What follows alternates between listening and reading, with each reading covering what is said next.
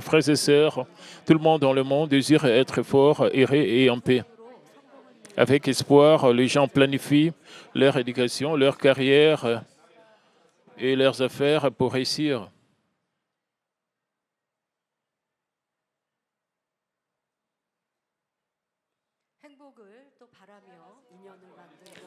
Pour atteindre le bonheur, ils bâtissent des relations, préparent leur mariage et leur vie de famille. Ils font aussi des efforts pour faire des sports ou pour suivre un régime afin de rester en bonne santé. Mais le vrai bonheur et la satisfaction ne peuvent pas être atteints uniquement par l'ambition. Le plan et les efforts, comme il est dit dans Proverbe 16, 9, le cœur de l'homme médite sa voie, mais c'est l'Éternel qui dirige ses pas. La sagesse et la capacité humaine ont leurs limites, mais les enfants dédiés qui ont reçu le Seigneur et croient en lui peuvent tout lui confier. Alors Dieu ouvrira le chemin et le guidera. En d'autres termes, ceux qui obéissent à la parole de Dieu et marchent dans la vérité n'ont pas à s'égarer. Dieu gouverne tout. Il n'y a pas de difficulté et tout concourt à leur bien. Et comme un voilier poussé par le vent favorable, tout ce qu'ils font réussit. Et récemment, il y a des nouveaux venus sont arrivés à l'église. C'est une bonne nouvelle. Ils ont reçu des guérisons. Ils ont témoigné. L'un des nouveaux venus a dit, il y a quelques années,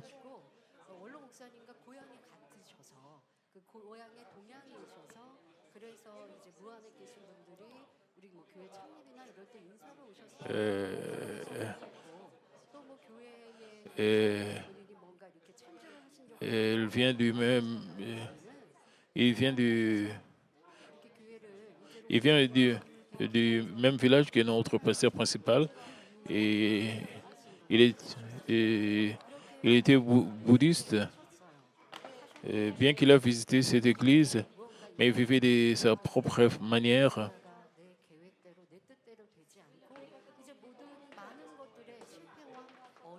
Et ses plans ont échoué. Il a expérimenté beaucoup d'échecs dans sa vie. Il a été fatigué physiquement et mentalement. Il s'est souvenu du berger et de l'église centrale Manmin. Il a déménagé près de l'église centrale Manmin.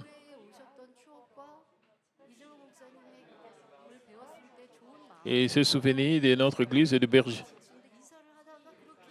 Et il a reçu une très bonne impression du berger.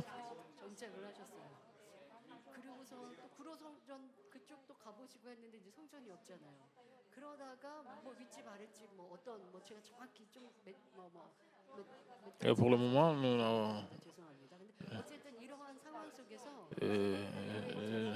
n'avons pas de sanctuaire. Dans cette situation, il est venu dans notre église.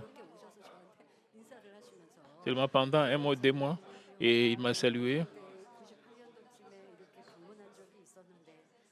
Et il a dit qu'il vient du village du berger. C'est pour cela finalement je suis, parce qu'il a expérimenté beaucoup de problèmes, beaucoup d'échecs. J'étais très content de le rencontrer. Il avait une très bonne impression du berger.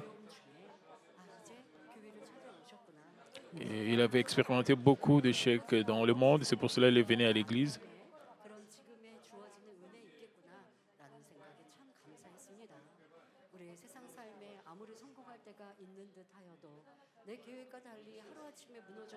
Les gens peuvent avoir du succès dans le monde, mais ils peuvent s'évanouir immédiatement, en un instant. Ils peuvent avoir aussi des problèmes au-delà de leur capacité. Ils peuvent avoir des problèmes.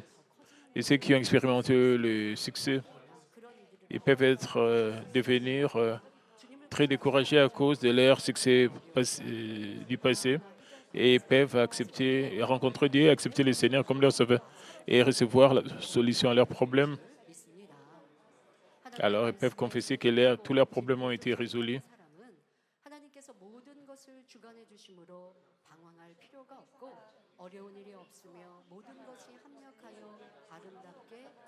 En d'autres termes, ceux qui obéissent à la parole de Dieu marchent dans la vérité, n'ont pas à s'égarer. Dieu gouverne tout, il n'y a pas de difficulté, tout concourt à leur bien. Même les croyants peuvent avoir des problèmes. Croire au Seigneur, cela ne signifie pas que vous n'aurez pas de problèmes. Même dans la Bible, même les justes ont des difficultés, ils font face à la persécution quand ils s'accrochent à Dieu et Dieu ouvre la voie pour résoudre leurs problèmes à travers leurs difficultés. Ils grandissent plus dans le Seigneur. Donc, comme un voilier poussé par le vent favorable, tout ce qu'ils font réussit. Les enfants de Dieu reçoivent la bénédiction de réussir en toutes choses et glorifient Dieu librement. À travers le message d'aujourd'hui, j'ai pris au nom du Seigneur que vous puissiez tous expérimenter la bénédiction de voir toutes choses vous réussir en suivant la direction de Dieu. Chers frères et sœurs, même ceux qui ne croient pas en Dieu aiment recevoir des bénédictions. Ils veulent recevoir des bénédictions. Certains prient des objets comme des pierres, le soleil, la lune, les étoiles ou les arbres pour être bénis. Mais ces personnes peuvent-elles vraiment recevoir des bénédictions? Ceux qui connaissent la vérité savent à quel point ces actes sont insensés et humiliants pour l'humanité, créée pour dominer sur toute la création.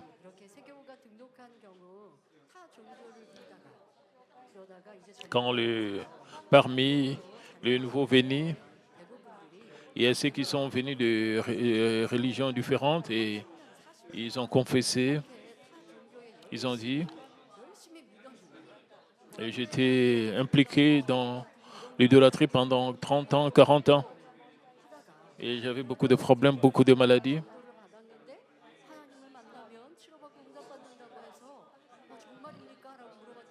Et j'ai entendu que si je crois en Dieu, je serai guéri. Et ils m'ont dit de venir et de voir,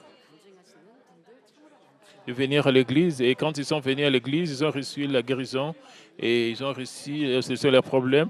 Ils ont témoigné, c'est le Dieu vivant et notre Dieu, le vrai Dieu, c'est le Dieu vivant, le Créateur peut gouverner la vie et la mort, la fortune et le malheur des hommes et accorder des bénédictions. Un objet inanimé ou une plante ne le peut pas. Pourtant, beaucoup de ceux qui ne connaissent pas Dieu, la source de toute bénédiction, se prosternent devant des idoles ou créent d'autres religions dans l'espoir d'être bénis, mais ils ne reçoivent rien. C'est triste de dire qu'ils souffrent des maladies. Malheureusement, ils souffrent des maladies et traversent de nombreuses épreuves. Nous qui croyons en Dieu, source de toute bénédiction, devons recevoir des réponses de bénédiction et avoir une bouche qui témoigne et évangélise. Donc, la première chose, pour évangéliser, nous devons partager notre propre témoignage quand nous distribuons les journaux de l'Église. Ceux qui lisent les journaux de l'Église peuvent avoir des doutes que si ce qu'ils lisent est vraiment réel. Est-ce qu'une telle chose a vraiment eu lieu?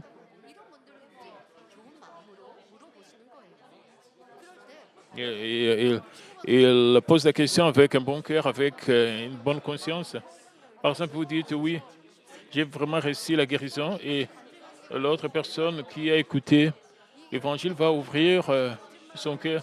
Quand nous partageons notre témoignage, est-ce que nous disons des mensonges?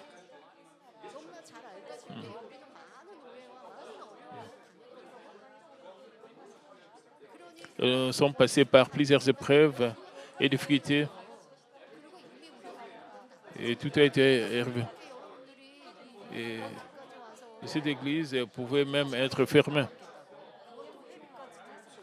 Pourquoi vous devez voyager, quitter votre maison, votre province, votre région pour venir ici? Même ceux qui sont venus de l'étranger, parce que vous êtes témoins de la guérison de Dieu. Nous avons des témoignages qui débordent du Dieu vivant, que Dieu agit dans cette église. Il est vraiment regrettable que Dieu nous répond. Les gens du monde ne savent pas cela, c'est vraiment regrettable. C'est pour cela que nous devons vraiment partager l'évangile. Je pense que vous allez rester fort et vous serez témoins de bénédiction de Dieu. Notre Dieu est amour. Il désire bénir abondamment ses enfants qui croient en lui, même si Dieu veut nous bénir. Nous ne pouvons pas recevoir ce qu'il a préparé si nous ne préparons pas d'abord le vase pour le recevoir. Dieu bénit chacun selon son vase. Alors comment préparer un vase digne de recevoir la réponse de Dieu? 3 Jean 2 dit que c'est la prospérité de notre âme qui forme un bon vase. Quand cela se produit, tout va bien dans notre vie et nous jouissons d'une bonne santé. Mais pour que notre âme prospère, nous devons d'abord en comprendre les concepts. Les gens du monde utilisent souvent le terme esprit et âme de façon interchangeable. Et pourtant, l'esprit et l'âme doivent être clairement distingués de l'âme seule.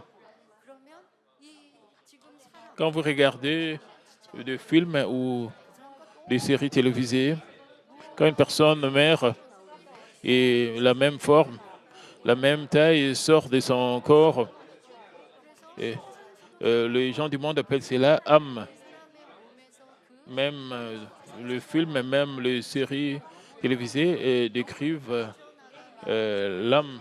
Dans la vérité, il y a l'esprit et l'âme. Une fois que l'esprit et l'âme quittent le corps, l'homme devient juste un cadavre.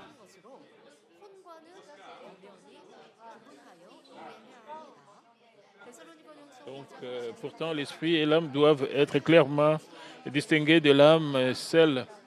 1 Thessaloniciens 5, 23 déclare que le Dieu de paix vous sanctifie lui-même tout entier et que tout votre être, l'esprit, l'âme et le corps soient conservés irrépréhensibles lors de l'avènement de notre Seigneur Jésus-Christ. Cela nous montre que l'être humain est composé de 3 éléments, l'esprit, l'âme et le corps.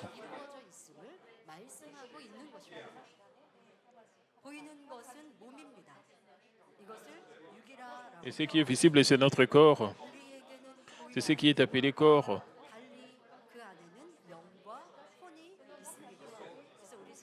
Nous avons aussi l'esprit et l'âme qui sont invisibles. L'homme est composé de l'esprit, de l'âme et du corps. Nous devons connaître la signification de ces 3 éléments pour que notre âme soit prospère. Et commençons brièvement par le corps, la chair, que nous pouvons voir et toucher, est décrit dans 2 Corinthiens 5.1 comme une tente terrestre, notre demeure qui sera détruite. La terre, c'est notre endroit pour vivre. Notre corps, c'est l'endroit pour notre esprit. Mais les gens du monde, ils considèrent plus le corps. Ils essayent de se vanter à cause de leur corps. Ils pensent que c'est très important. Même si leur corps est beau, ce qui est le plus important, c'est l'esprit et l'âme. L'esprit et l'âme doivent être propres, purs. Et si l'esprit et l'âme ne sont pas purs,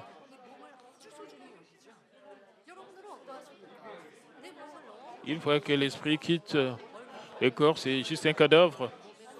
Mais les gens du monde considèrent leur corps très important. Ils tiennent compte de leur corps. Ils ne tiennent pas compte de la fidélité envers Dieu. La Bible décrit notre corps juste comme une tente terrestre.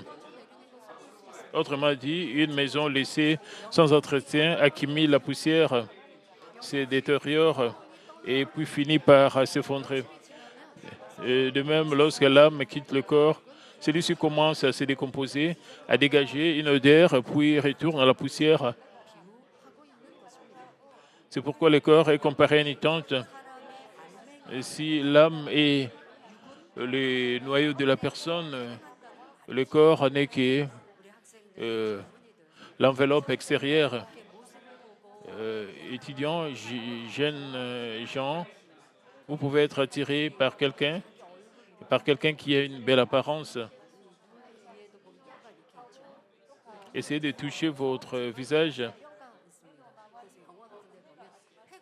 Vous avez votre peau et les os. Sous la peau, il y a seulement le squelette.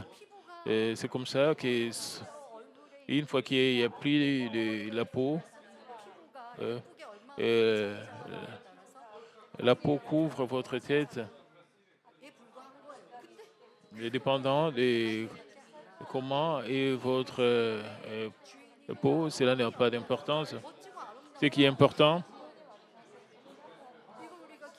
est combien votre âme est belle, combien votre esprit est beau. Au lieu juste d'essayer de faire paraître votre corps beau, qu'en est-il de votre âme et de votre esprit? Si votre âme et esprit deviennent faibles, et s'ils sont malades, c'est un grand problème. Et cela va conduire aussi à des problèmes physiques. Vous devez savoir ce qui est vraiment important. Deuxièmement, l'âme correspond au système de mémoire de l'esprit humain, aux connaissances stockées et à la capacité de le rappeler.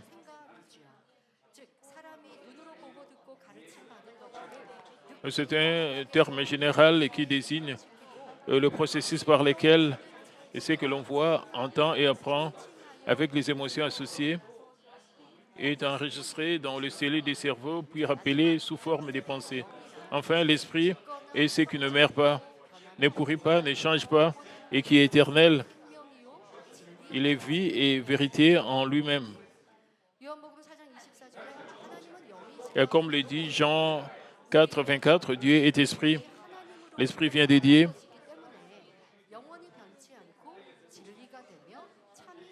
Mais donc, il ne change jamais et il est la vérité. Notre esprit vient de Dieu et notre esprit a été donné par Dieu. Dieu est esprit. Il nous a donné aussi l'esprit. Donc, l'esprit vient de Dieu, ne change jamais et il est la vérité. Et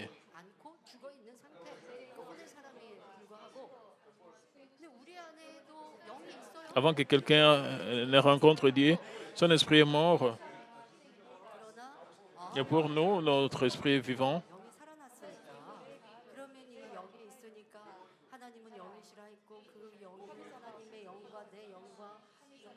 Dieu est esprit.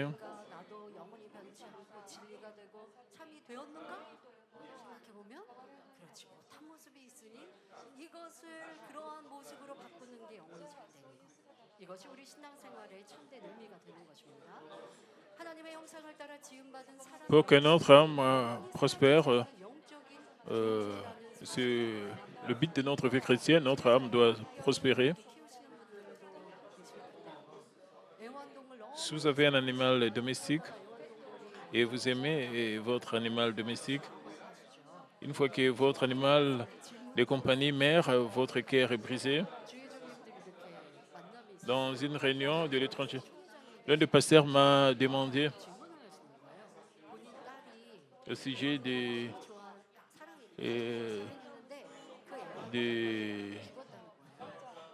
l'animal de compagnie et sa fille aimait beaucoup et son chien de compagnie qui est mort. Il m'a posé la question s'ils pouvaient rencontrer leur chien de compagnie au ciel. Je mentionnais le verset dans la Bible que le chien n'a pas d'esprit. Et cela se transforme en poussière, en point de poussière, parce que et je lui ai dit aussi que quand nous irons au ciel,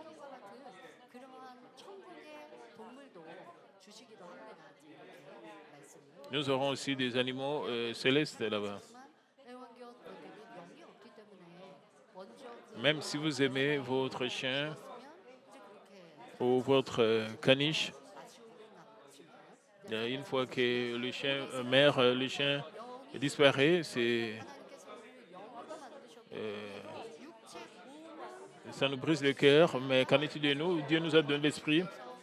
Même si notre corps devient un cadavre, mais cela se transforme en poussière. Il n'y a pas de mort éternelle, puisque notre esprit est toujours là. Et après la vie, et après la mort. Même si vous rencontrez la mort, nous pouvons nous rencontrer au ciel. Peu importe combien vous êtes riche, peu importe combien vous êtes en bonne santé, peu importe combien vous êtes célèbre, peu importe combien vous jouissez dans ces mondes, même si vous ne manquez de rien dans ce monde, si vous n'acceptez pas le Seigneur, si vous ne vivez pas selon la parole de Dieu, quand votre vie se termine, quand votre âme quitte votre corps, et votre corps se transforme en cadavre,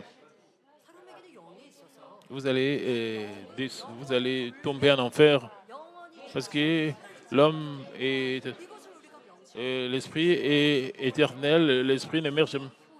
L'esprit ne meurt jamais, vous devez garder cela à l'esprit. Nous devons vraiment considérer où va se terminer notre esprit, comme nous menons notre vie, sister, parce que nous sommes formés et composés d'esprit, d'âme et de corps. L'âme se réfère à nos pensées. Les gens jugent et condamnent les autres avec leurs pensées et plantent de mauvaises choses contre les autres avec leurs pensées. Avec leurs pensées, ils commettent beaucoup de péchés. Ils sont des gens de l'âme. Nous ne devons pas être des gens de l'âme. Nous devons faire que notre âme puisse prospérer.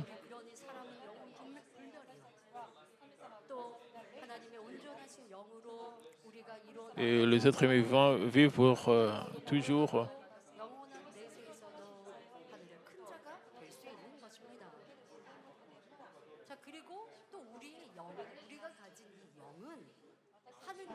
Notre esprit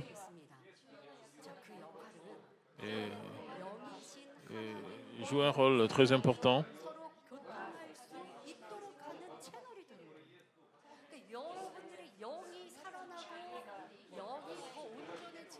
Donc, il est important de comprendre que l'être humain créé à l'image de Dieu est un être spirituel destiné à exister éternellement. Quel est le rôle de l'esprit humain? L'esprit permet la communication entre Dieu, qui est esprit, et l'homme, et il nous conduit à obéir à la parole de Dieu, qui est la vérité.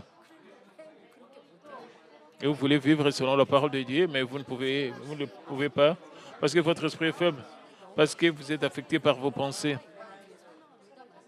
Même si votre esprit est vivant, mais votre esprit n'est pas assez fort et vous êtes affecté par l'âme. C'est pour cela que vous ne pouvez pas vivre selon la parole de Dieu. Et quel est le rôle de votre esprit? Il vous permet de communiquer avec Dieu, d'obéir à la parole de vérité. Lorsque l'esprit, parmi les trois composantes de l'homme, prend la direction et gouverne l'âme et le corps, alors l'homme peut véritablement suivre la volonté de Dieu.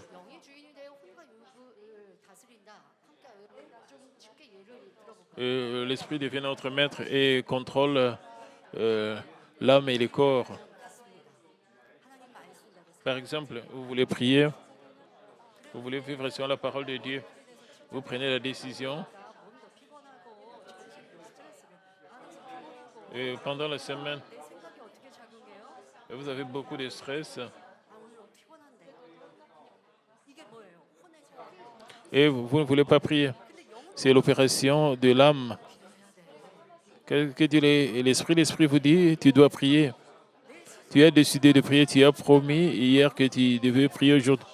Et l'esprit te pousse à prier. L'esprit t'aide à écouter, d'écouter clairement la voix du Saint-Esprit. Le Saint-Esprit touche le cœur de vérité et le cœur de vérité est esprit.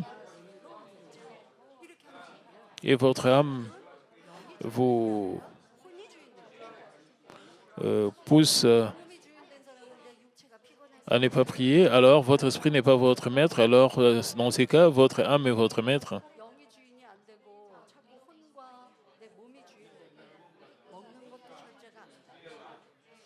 Si votre esprit n'est pas votre maître, vous ne pouvez pas vous contrôler. Vous n'allez pas accomplir vos plans. Il y a beaucoup de mauvaises choses qui arrivent quand votre esprit n'est pas votre main. Une fois que votre esprit devient votre main, vous voulez vivre selon la parole de Dieu, vous voulez vraiment vous consacrer à Dieu et vous pouvez accomplir vos résolutions, vos décisions.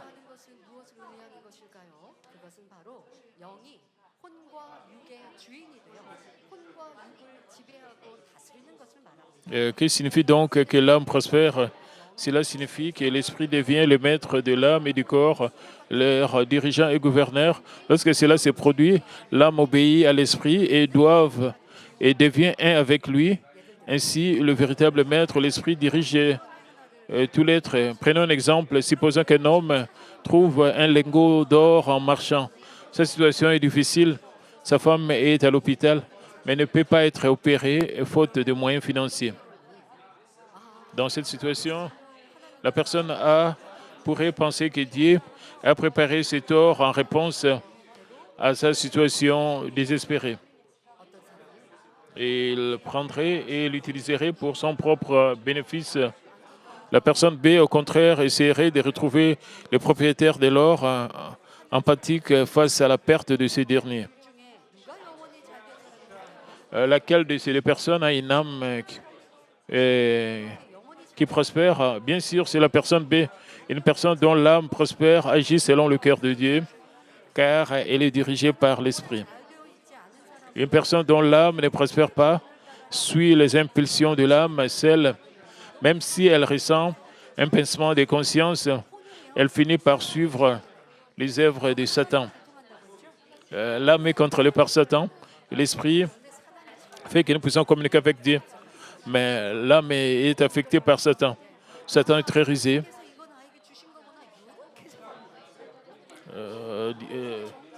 Disons que vous découvrez un lingot d'or. C'est vraiment une occasion précieuse venant de la part de Dieu. Vous direz cela. Si vous êtes dirigé par l'âme, vous pouvez se penser d'une très bonne manière. Et la voix de Dieu est différente. Quand vous êtes affecté par Satan, vous êtes accepté par la cupidité ou par vos désirs égoïstes, vous allez mal comprendre que Dieu vous a donné des bénédictions. Comment est-ce que vous pouvez discerner? Vous devez penser si cela plaît à Dieu, si c'est la vérité ou la contre-vérité. Cela doit être le standard pour vous de discerner. Vous devez examiner vos pensées. De cette manière, vous pouvez discerner si c'est l'opération de l'âme ou c'est la voix du Saint-Esprit.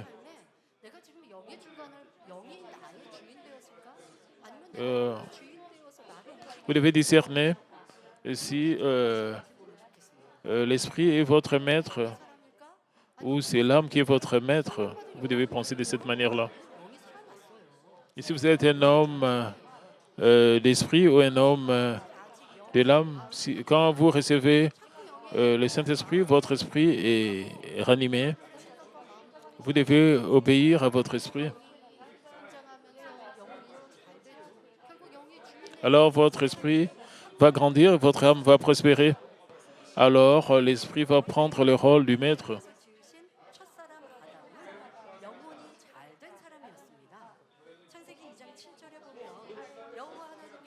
Le premier homme, Adam, créé par Dieu au commencement, était un homme dont l'âme prospérait.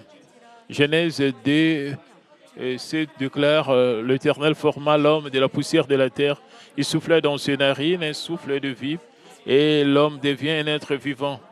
Un être vivant, c'est un esprit vivant. Cela signifie que l'esprit était le maître en communication avec Dieu, gouvernant l'âme et le corps, faisant de l'homme un homme spirituel. Adam était un être vivant. 육을 다스리는 영의 사람이 되었다는 뜻입니다. 에덴 동산의 아담은 하나님과 Dans le jardin d'Éden, 그래서 하나님께서 진리의 지식들을 Adam communiquait avec Dieu. 하나님의 뜻을 알려주시고 Dieu lui a parlé de la connaissance de la vérité. 생명이었기 때문입니다. Et- 사람의 Parce qu'Adam était un être vivant. 이 아담은 영이 사람의 주인이고 혼은 영의 지시 Autrement dit, l'esprit était le maître de l'homme et l'âme était le serviteur qui obéissait aux directions de l'esprit. Un état où l'esprit et l'âme ne faisaient qu'un. 필요가 없었거든요. 그런데 지금 우리가 이해하고 대입하기 쉬운 Et si nous allons dans plus de détails, 아담은 바로 영의 주인이었던 사람입니다.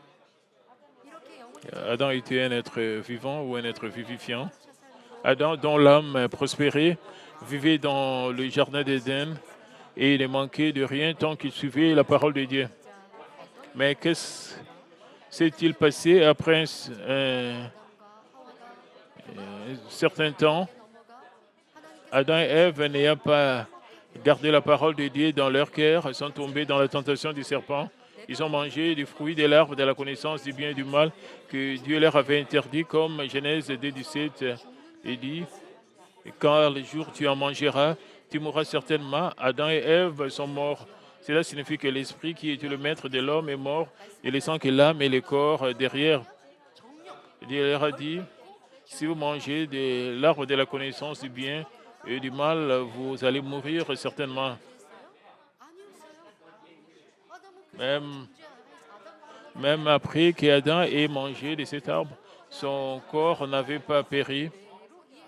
Il existait toujours. Est-ce que cela signifie que la parole de Dieu était fausse?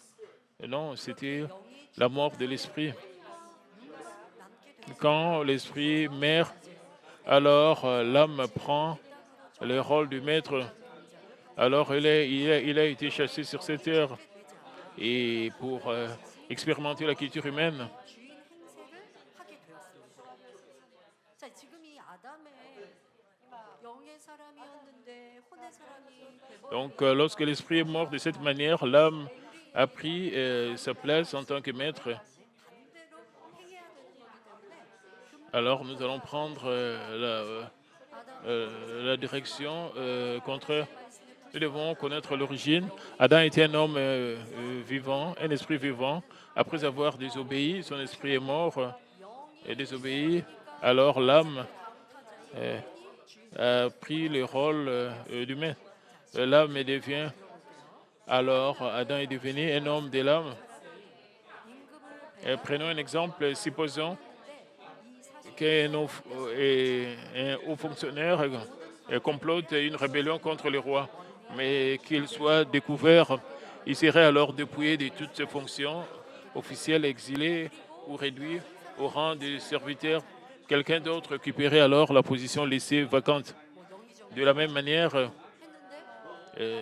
n'est-ce pas, cela est vrai, 그 사람은 이제 자기 même s'il était un fonctionnaire, mais à cause de la rébellion, 첫사람 아담 il a perdu sa position. De la même manière, le premier homme Adam vivait erré dans le jardin d'Éden, tant que l'esprit était maître et régnait sur l'âme et le corps. Mais après qu'Adam ait désobéi à la parole de Dieu et que son esprit soit mort, sa communion avec Dieu fut rompue. Il devint un homme de l'âme dirigé non plus par l'esprit mais par l'âme. Et tout comme l'esprit communiquait avec Dieu, l'âme tomba sous la domination de l'ennemi diable et Satan, le prince des ténèbres. 세월이 흐르는 동안 Avec le passage du temps,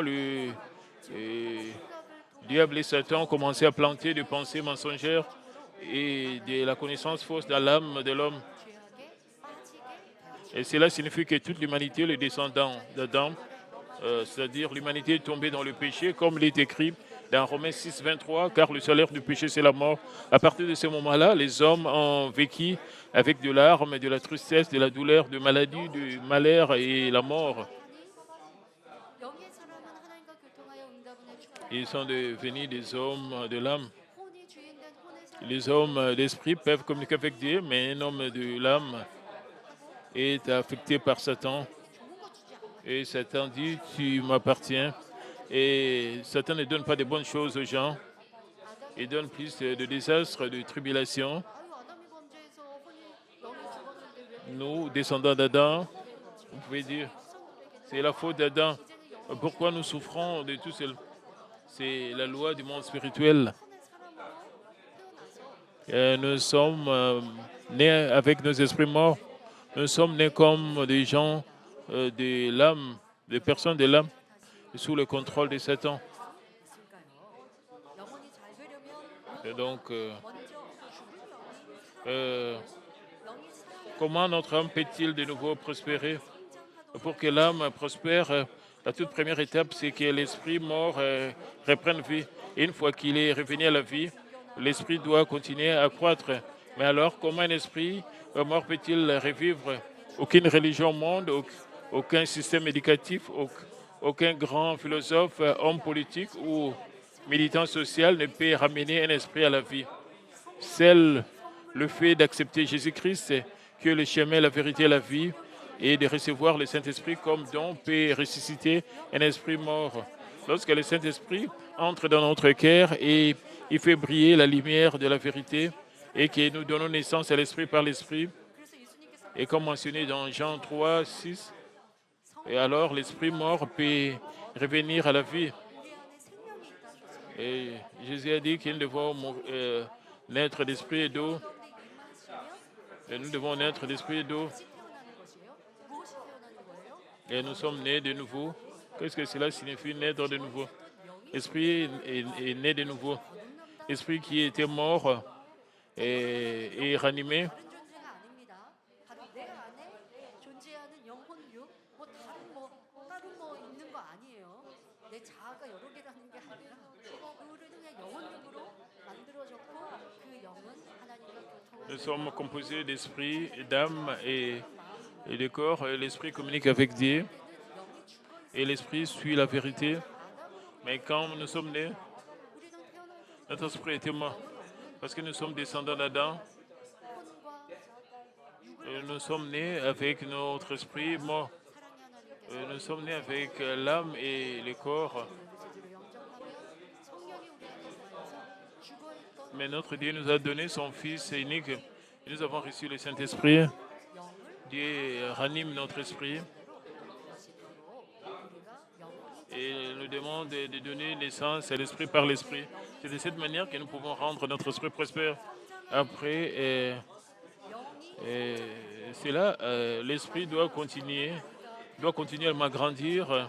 Après, un nouveau-né qui ne grandit jamais finit par mourir. De la même manière, après avoir accepté Jésus-Christ et être devenu enfant de Dieu, nous devons sans cesse être nourris par la connaissance spirituelle afin que notre esprit grandisse et que notre âme prospère. 다시 말해 요한복음 6장 53절을 향해 말씀. Dans Jean 6, 53 et le verset suivant, il nous a expliqué le processus de manger la chair et de boire le sang du Fils de l'homme.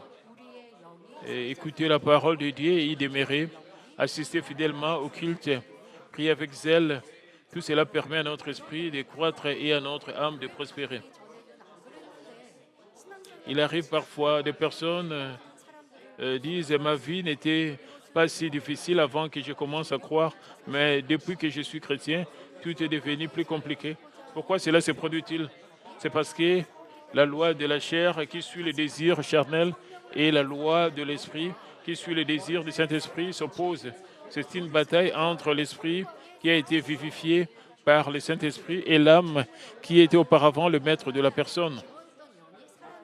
Une fois que vous recevez le Saint-Esprit, notre Saint-Esprit est ranimé, c'est la grâce de Dieu. Ce n'est pas par nos propres efforts, et c'est un don gratuit de Dieu. Même quand notre esprit est rené, nous sommes maintenant dans les limites du salut, mais Satan ne reste pas silencieux. Satan est très triste. Le diable et Satan pensent que leur enfant a été enlevé. Ils veulent récupérer leur enfant. Une fois que notre esprit est ranimé, nous sommes comme des nouveaux-nés. Ils ont encore leurs âmes, ceux qui sont nés de nouveau. 사단이 주관한단 말이에요. 그러니까 영으로 내가 Et 않으면 leur âme est contrôlée par Satan, 모습들을 쫓아가게 하고 à moins qu'ils soient éveillés spirituellement. 영과 혼이 싸우는 L'âme va essayer de contrôler cette personne. C'est pour cela qu'il y aura conflit entre l'esprit et l'âme. 이러한 Et c'est pour cela que la vie chrétienne semblera très difficile à ce moment-là. 내 속사람으로는 하나님의 Et lorsque l'esprit grandit et devient aussi fort que l'âme, le combat atteint son intensité maximale. 내 속사람으로는 하나님의 법을 즐거워하되 내 Et 속에서 l'apôtre Paul a écrit à propos de cette lutte dans Romains 7, 22 à 24, car je prends plaisir à la loi de Dieu selon l'homme intérieur, mais je vois dans mes membres une autre loi qui lutte contre la loi de mon entendement et qui me rend captif de la loi du péché qui est dans mes membres. Misérable que je suis, qui me délivrera du corps de cette mort. Mais il est important de comprendre que cette souffrance naît du fait que nous n'obéissons pas à la voix du Saint-Esprit. 하나님의 법을 즐거워하는데 원래 내게 있었던 비질리의 마음, 나의 주인이었던 혼은 자꾸 나의 영의 마음을 L'homme parle de l'homme intérieur. Il- 그런데 또 영은 하나님 말씀대로 행동하지 않아요. L'âme essaie de 살아야지 라는 생각이 l'empêcher de vivre selon la parole de Dieu. Vous voulez aussi vivre selon la parole de Dieu. Mais quand vous sortez de l'église, quand vous êtes au travail,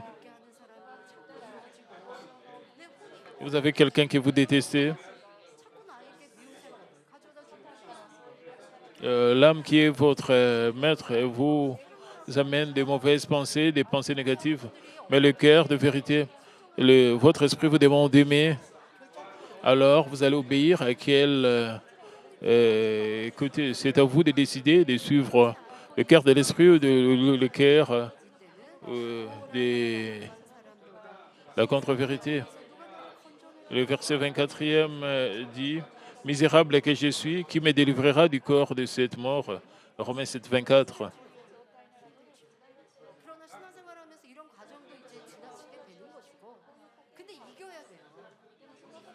Quand vous menez votre vie chrétienne, vous passez par ces processus. Vous devez surmonter tout cela. 힘을 냈습니다. Vous ne devez pas rester au même niveau. Quand vous venez à l'église, vous prenez, quand vous rentrez dans votre vie de chaque jour, vous voulez vous reposer, vous voulez suivre les gens du monde. 교인들도 많이 있지만 여러분처럼 밤마다 기도하는 성도가 얼마나 있겠어요. Vous voyez d'autres chrétiens et qui ne prient pas. 인간하면 안 되고 미워하면 안 되고 사랑해야 되고 섬겨야 되고 Euh, 하지 않고 이런 사람이 얼마나 어느 교회에 얼마나 있을까요? 그런데 여러분 사단은 그때 역사한단 말이에요. 아니 저렇게도 신앙생활 Satan agit à ce point-là. 부자님도 장로님인데 근데 그렇게 Ces chrétiens mènent aussi sa vie chrétienne. 교회 다닌다고 하는데 Il prend aussi le plaisir mondain. Et 사단이 혼으로 역사하는 거지. pourquoi je dois mener une vie chrétienne diligente? Votre esprit, il n'y a pas moyen que votre esprit puisse vous donner de telles pensées. Vous pouvez bien discerner si c'est la voix du Saint-Esprit ou la voix de votre cœur, parce que vous avez le cœur de l'esprit qui est contrôlé par le Saint-Esprit. Vous devez obéir à la voix du Saint-Esprit. 주관하셔도 순종치 않고 사단의 역사를 받아서 여전히 내가 Mais si vous n'obéissez pas, 예전 주인 됐던 혼의 작용대로 판단, 미워하고 짜증나고 불평하고 세상 et si vous continuez de suivre les vieilles habitudes, de vous quereller, de juger, de condamner les autres, 영은 점점점 허약해져. et votre esprit ne va pas recevoir la force, votre esprit va devenir de plus en plus faible. 될 수 없고 하나님의 은혜와 축복을 받지 못하는 것이지. Alors votre âme ne pourra pas prospérer. Vous ne pouvez pas recevoir la réponse de Dieu et la bénédiction de la part de Dieu. 것이라는 점입니다. 우리가 성령의 음성대로 죄를 버리고 단호하게 진리를 쫓아나가면 Si nous suivons la voie du Saint-Esprit, si nous suivons la voie du Saint-Esprit, abandonnons le péché et choisissons la vérité, nous ne connaîtrions aucune détresse. Mais lorsque nous désirons encore la convoitise de la chair, la convoitise des yeux et l'orgueil de la vie, nous devenons réticents à renoncer à ces choses. Cela crée un conflit intérieur et conduit à la souffrance. Certaines personnes disent, je ne peux pas abandonner ces péchés. Et c'est parce que nous aimons le monde, c'est pour cela que nous pensons que c'est impossible. Mais Dieu dit que c'est possible. Il y a un mois, après le culte de dimanche, l'une de mes secrétaires est venue et je dis, et nous parlions dans la cuisine, parce qu'il y a des collations dans la cuisine. Je regarde la cuisine. Je ne dois pas manger ces collations. Et la secrétaire a dit, pasteur principal, vous voulez que je puisse jeter ces collations? J'ai dit non. Elle était très décisive. J'ai donné, si vous jetez cela, je vais manger d'autres nourritures. Il n'y avait pas beaucoup de casse-croûte dans la cuisine. Mais je pense que il y en a pas beaucoup. J'ai donné une excuse. Si je ne mange pas ces collations, si je ne mange pas ces casse-croûtes, je ne peux pas perdre beaucoup de kilos. J'ai mon désir, parce que j'ai un désir. Je voudrais manger ces collations. Et j'ai aussi dit, je ne dois pas manger ces collations parce que je dois un peu contrôler mon poids. Cela s'applique aussi au péché. Nous devons couper le péché. Si cela n'a pas d'importance, nous devons vraiment rejeter le péché. Si vous détestez quelqu'un, nous devons plutôt féliciter cette personne, nous devons donner un cadeau à cette personne que nous détestons. Nous avons appris à travers Madame Le Bongnim comment changer tout cela et complimenter cette personne et donner même des cadeaux à cette personne que nous détestions. Nous n'avons pas seulement ces mauvais côtés, nous avons aussi nos bons points. Si vous aimez quelqu'un et tout dans cette personne vous semble bon, tout ce qu'elle fait est très bien. Et le pasteur Myongli, même, elle aime tout à mon sujet. Et quand vous aimez quelqu'un, vous ne voyez pas les défauts de l'autre personne. Parce que vous voyez seulement les mérites de cette personne. Et quand vous rencontrez votre femme avant le mariage, et votre femme était très belle, mais après le mariage, vous commencez à voir que votre femme a des défauts, mais c'est parce que votre amour a diminué et votre cœur a changé. Madame, les femmes, est-ce que vos maris ont changé?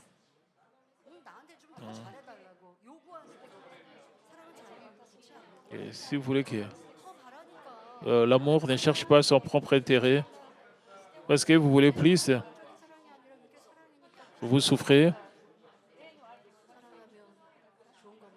parce que vous avez l'amour charnel, c'est pour cela que vous souffrez.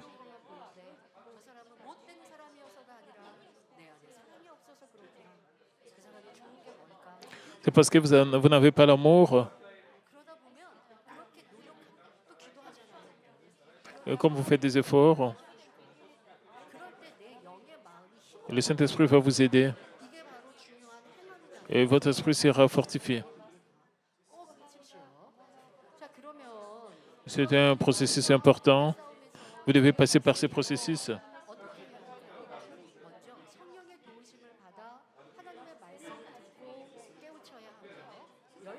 Donc, souvenons-nous que le Saint-Esprit nous aide dans notre faiblesse et intercède pour nous avec des soupirs inexprimables.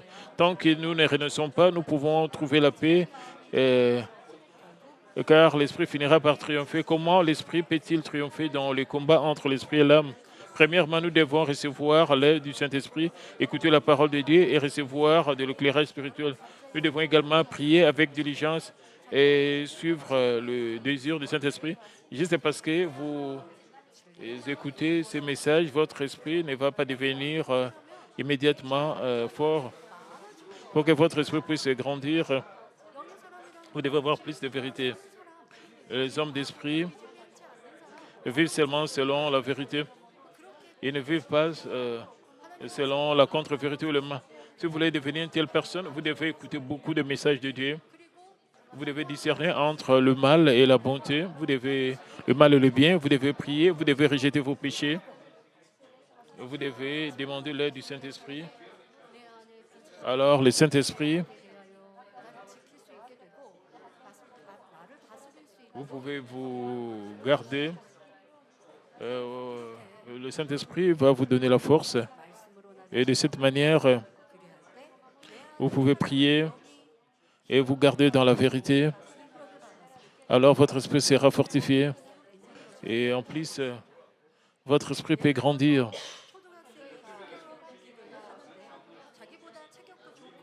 Et ces esprits feront grandir le cœur de vérité et diminueront le cœur de contre-vérité. Finalement, là, on pourra facilement obéir à l'esprit. Prenons un exemple, il sera difficile pour un élève de primaire de faire un bras de fer avec un collégien physiquement plus fort. Mais si l'élève de primaire grandit et devient un collégien plus fort, il sera beaucoup plus facile pour lui de gagner contre un autre collégien. Quand il atteindra le lycée ou l'université, il lui sera encore plus facile de vaincre un collégien. Notre vie spirituelle est semblable. Quand nous acceptons le Seigneur pour la première fois, l'esprit de vérité est faible. Il est alors facile pour l'âme de nous pousser à agir selon l'intelligence, selon l'injustice.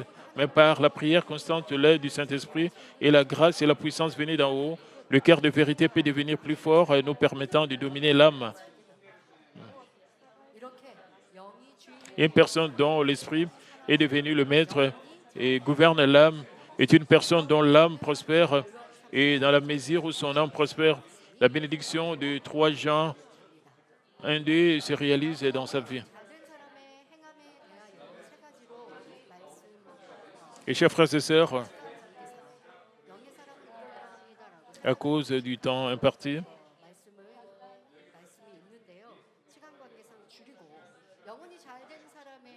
je vais écourter le message.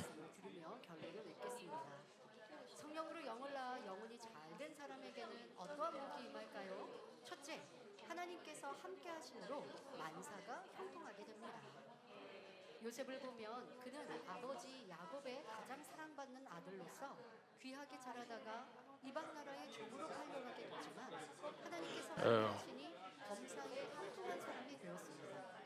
시위대장 보디발의 신임을 받아 가정 총무로서 주인의 모든 소유를 관리했으며 누명을 쓰고 옥에 갇혔을 때도 전옥이 Chers frères et sœurs, et quelle bénédiction viennent sur ceux dont l'esprit et l'âme prospèrent en donnant naissance à l'esprit par l'esprit. Premièrement, toutes choses réussissent parce que Dieu est avec eux.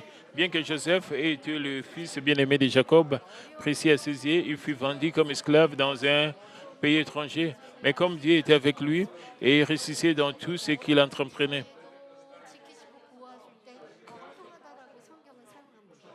Une personne dont l'âme est prospère, même dans les difficultés, Dieu a fait que Joseph puisse prospérer.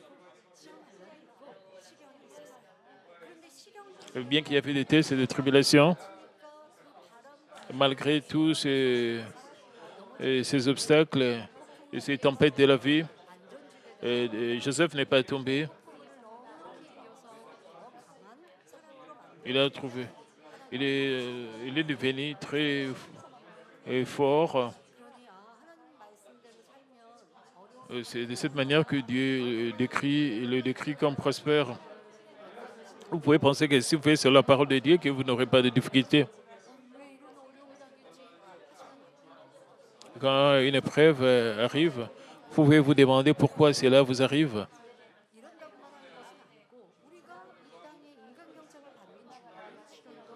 En étant cultivés sur cette terre, nous pouvons rencontrer des tests de tribulation. Et aussi pour la croissance de la foi, vous pouvez rencontrer, passer par des épreuves, vous pouvez découvrir le péché les mains. Parfois, Dieu nous donne aussi des épreuves et Dieu nous rend plus forts à travers les épreuves. Dieu nous permet de découvrir le péché et le mal en nous.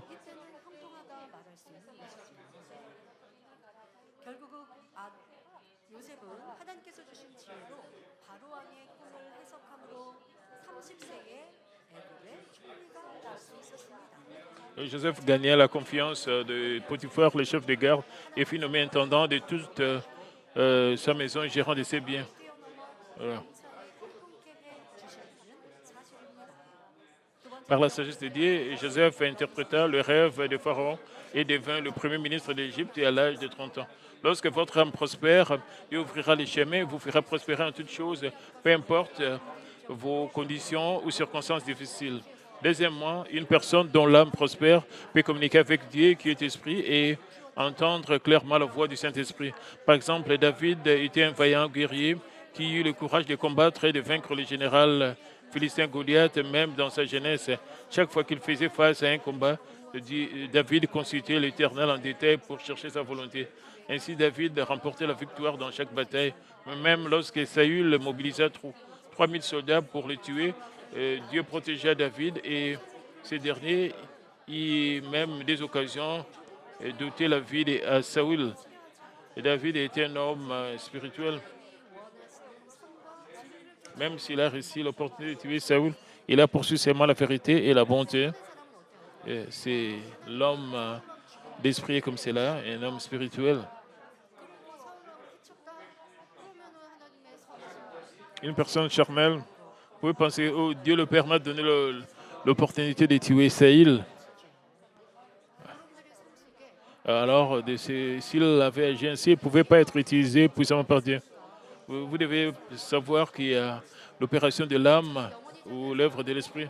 Vous devez très bien discerner dans votre vie quelle est la voix de Dieu.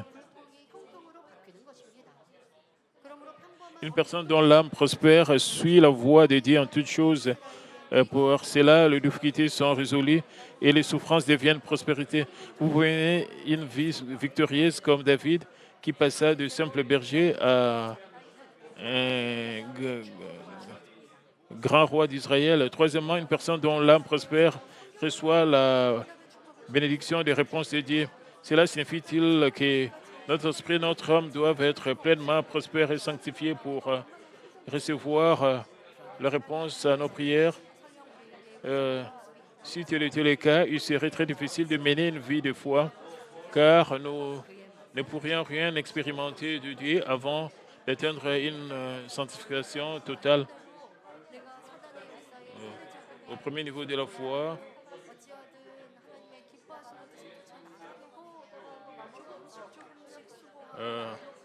dans notre vie chrétienne, nous avons toujours des défauts. Quand vous faites des efforts selon votre mission de foi, alors Dieu le Père peut vous répondre. Dans le cas contraire, si vous avez une forte mesure de foi, Dieu a des attentes très élevées envers vous, même si vous manquez un peu spirituellement. Quand nous faisons des efforts, Dieu peut vous donner des réponses et des bénédictions selon votre mesure de foi.